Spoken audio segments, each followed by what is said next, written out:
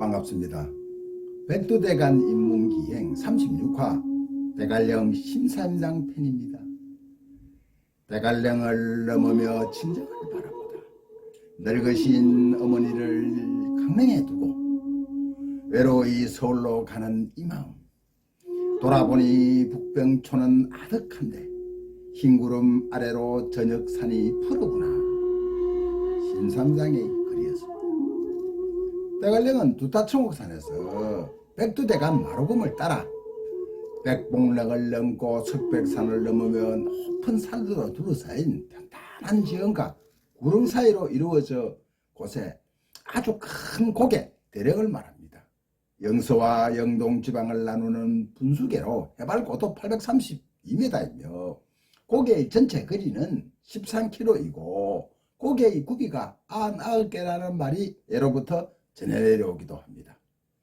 풍수가들은 대관령을 자물쇠 형국이라 하기도 하는데 이는 고개 관문에서 대관령을 넘나드는 것이 무척 어렵다는 뜻이기도 합니다.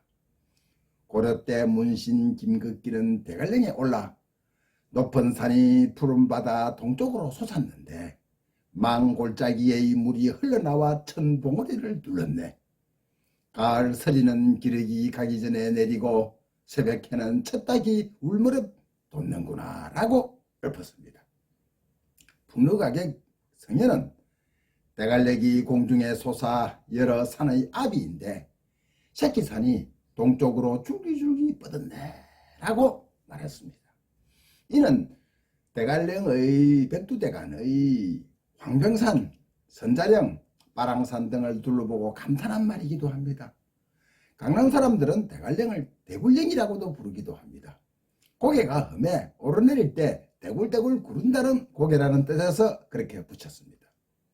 이 대굴령을 한자로 적어서 대관령이 되었다는 말도 있습니다. 대관령 오솔길은 1917년 8월 옛길이 되었습니다. 조선 총독부가 오솔길 인근부 구간을 넓혀 신장로를 만들면서 서서히 사람들이 기억에서 사라졌습니다. 옛길처럼 신장로에도 1940년대까지 산적이 우글우글했다고 합니다. 주문진에서 맹태를 싣고 대관령을 넘는 목단차는 어김없이 통행세 명목으로 푼돈이나 맹태 개짝을 산적들에게 띠겼다고 합니다. 목단차의 시동이 꺼지면 산적들이 고개마루까지 땀을 뻘뻘 흘리며 차를 밀어줬다고 하니 강원도 산적은 의리가 있었던 모양입니다. 대관령 99구비는 재미있는 전실이 전해옵니다. 과거길에 오른 선비가 대관령 고갯길을 넘는데 꽃감 한 접을 쥐고 가다 모퉁이를 돌 때마다 꽃감을 하나씩 빼먹었는데 정상에 도착하니 꽃감이 한 개만 남아 길은 내 길으로 돼 고개는 99고개로다 라는 말을 남겼다고 합니다. 혹자는 그 선비가 율곡이라고도 하기도 합니다. 덜머리에 필자가 읽은 사임당의 대관령을 넘으며 친정을 바라보란다는 시비가 있습니다.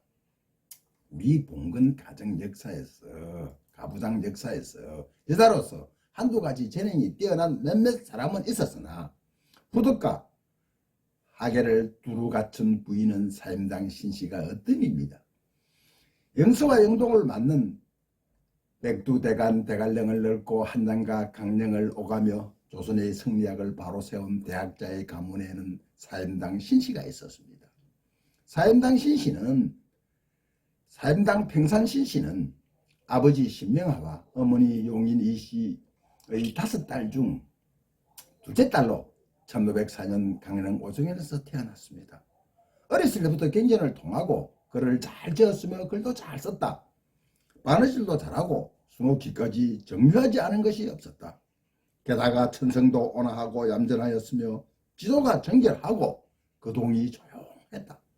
일을 처리하는데 안전하고 자상스러웠으며 말이 적고 행실을 상가하고 늘 겸손하였으므로 아버지 신공이 무척 사랑하고 아꼈다. 위의 글은 조선의 선비들이 율곡의 어머니 사임당을 찬한 글이었습니다. 사임당은 성품은 말할 것도 없고 시, 서, 화에 뛰어났으며 학문 또한 깊어 율곡이 선 어머니의 행장에는 이 세상에 나에게 글을 가르쳐준 사람은 어머니밖에 없다라고 했으니 사임당은 학문적으로 율곡의 스승이라고 회고했습니다. 강릉에 태어나 살던 사임당은 서울로 출가하였기에 친정과 시가를 오가는 길에 이 대관령을 넘어서며 친정을 바라보다 유대 강령망 친정이라는 한 시를 남겼습니다. 이 시를 풀이해 보면은 늙으신 어머니를 고향에 두고 외로이 서울로 가는 이 마음, 돌아보니 북촌은 아득히 먼데 흰 구름 아래 푸른 산을 정우네. 그럼 사임당 평산 신씨의 어머니, 아버지, 남편 이원수, 아들 율곡에 대하여 한번 알아보겠습니다.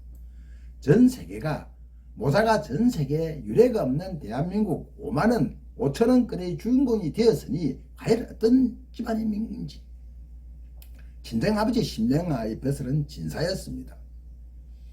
신명하는 여러 차례 과거 시험에 응시하다 낙방하였다가 1516년 한양의 속가에 합격하여 진사가 되었는데 그때 나이 41살의 늦깎이였습니다. 당시 조광조가 급진적 개혁 정치를 포봉하며 신명하와 그의 사돈 동생 신명인 등도 이들 신진사루와 교류하였고 동생 신명인은 그들들 중 핵심 세력이었습니다.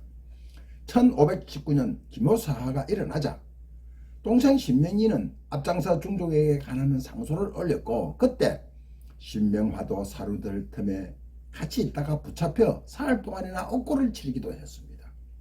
그 뒤 신명화는 관직을 달령하고 처가가 있는 강령으로 내려와 두문불출 자석들 교육에 전념을 합니다. 특히 둘째 딸 사임당은 어려서부터 또래의 아이들보다 일찍 그를 깨우쳤다고 합니다. 아버지 신명화는 딸들에게 성리학과 글씨, 그림 그리는 법을 가르쳤습니다. 딸 중에는 유달리 재능을 보인 사임당을 각별히 사랑하고 아꼈답니다. 사임당의 외가 집안은 강릉 채씨로 대대로 모계의 전통을 이어온 유수 깊은 집안인 듯합니다. 외조부 이사원도 강릉 채씨 집안의 둘째 사이로 장가를 들었습니다. 신명화도 이사원의 외돌당과 결혼해 오적한에서 신사임당의 어린 시절을 외할아버지에게 교육을 받았습니다. 사임당 친정어머니 이씨는 죽은 부모의 유황을 다하고 죽은 남편에게 정제를 지켰다 하여 1523년 나라로부터 연러 포상을 받았습니다. 조선 중기까지만 해도 사대부의 여성들이 재혼을 하거나 분류를 행각한 불리는 일이 잦았던 모양입니다.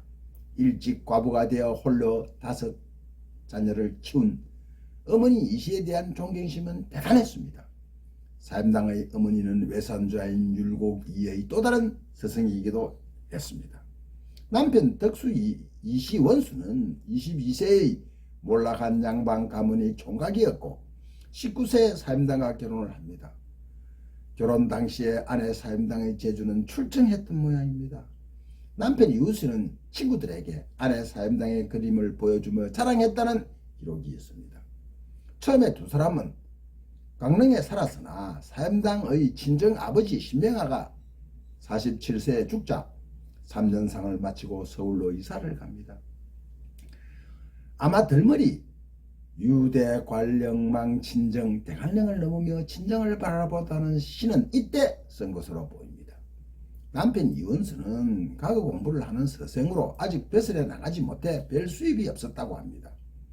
오랜 처가살이를 한 까닭에 남편 이원수는 무능한 선비로 사람들에게 기억되어 있습니다.